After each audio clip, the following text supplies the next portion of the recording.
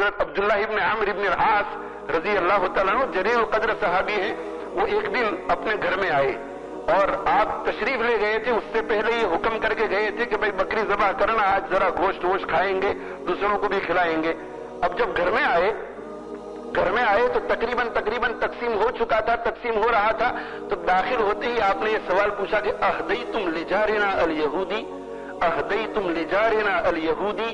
اہدیتم لجارنا الیہودی، 3 مرتبہ پوچھا کہ کیا تم نے ہمارے غیر مسلم یہودی پڑوسی کے لیے ہدیہ بھیجا ہے کہ نہیں؟ کیا تم نے ہمارے غیر مسلم پڑوسی جو یہودی ہے اس کے لیے ہدیہ بھیجا ہے یا نہیں؟ 3 مرتبہ پوچھا آپ نے، عبداللہ ابن عمرو بن العاص رضی اللہ تعالیٰ عنہ نے۔ اور پھر اس کے بعد یہ فرمایا کہ میں تمہیں اس لیے تاکید کر رہا ہوں کہ میں نے اللہ کے نبی صلی اللہ علیہ وآلہ وسلم کی زبان مبارک سے یہ بات سنی تھی کہ ما زال جبریل یوصینی بالجار،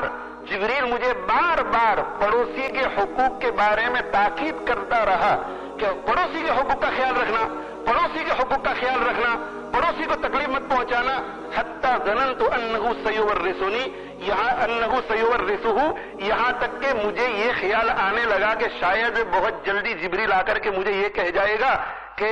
جب تمہارا انتقال ہو جائے تو جس طرح تمہارے بیٹے وارث ہوں گے اسی طرح یہ تمہارا پڑوسی بھی وارث ہوگا۔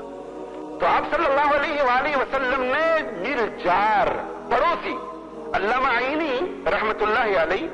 جو بخاری شریف کے بہت بڑے شارح ہیں، بخاری شریف کے 2 بہت بڑے شرح لکھنے والے ہیں، ایک حافظ ابن حجر العسقلانی رحمت اللہ علیہ شافعی اور دوسرے علامہ بدر الدین عینی الحنفی رحمہم اللہ تعالی۔ تو علامہ عینی رحمت اللہ علیہ فرماتے ہیں کہ حدیث میں اور قرآن میں جہاں کہیں الجار کا لفظ آیا ہے وہ اپنے اندر مسلمان کو بھی لے لیتا ہے، کافر کو بھی لے لیتا ہے، نیک آدمی کو بھی لے لیتا ہے، فاسق کو بھی لے لیتا ہے، شہری کو بھی لے لیتا ہے، دیہات میں رہنے والے کو بھی لے لیتا ہے، مسافر کو بھی لے لیتا ہے، مقیم کو بھی لے لیتا ہے، رشتہ دار کو بھی لے لیتا ہے، پرائے کو بھی لے لیتا ہے، دوست کو بھی لے لیتا ہے، دشمن کو بھی لے لیتا ہے، اور دور گھر والے پڑوسی کو بھی لے لیتا ہے اور قریب والے پڑوسی کو بھی لے لیتا ہے۔ اس لیے کہ پڑوسی تو بہت 40 گھر۔ آپ صلی اللہ علیہ وسلم نے ایک مرتبہ ابن شہاب الزہری رحمہ اللہ تعالیٰ بہت بڑے محدث ایک حدیث نقل کرتے ہیں کہ آپ صلی اللہ علیہ وسلم نے فرمایا کہ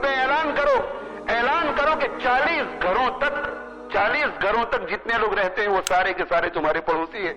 تو شاگرد نے پوچھا ابن شہاب الزہری رحمۃ اللہ علیہ سے کہ 40 گھروں تک رہنے والے پڑوسی ہیں تو اس کا کیا مطلب ہے، دائیں طرف والے یا بائیں طرف والے یا آگے والے یا پیچھے والے؟ تو ابن شہاب الزہری رحمۃ اللہ علیہ نے فرمایا کہ دائیں طرف جو 40 رہتے ہیں وہ بھی پڑوسی، بائیں طرف 40 رہتے ہیں وہ بھی پڑوسی، سامنے جو 40 رہتے ہیں وہ بھی پڑوسی اور پیچھے جو 40 رہتے ہیں وہ بھی پڑوسی۔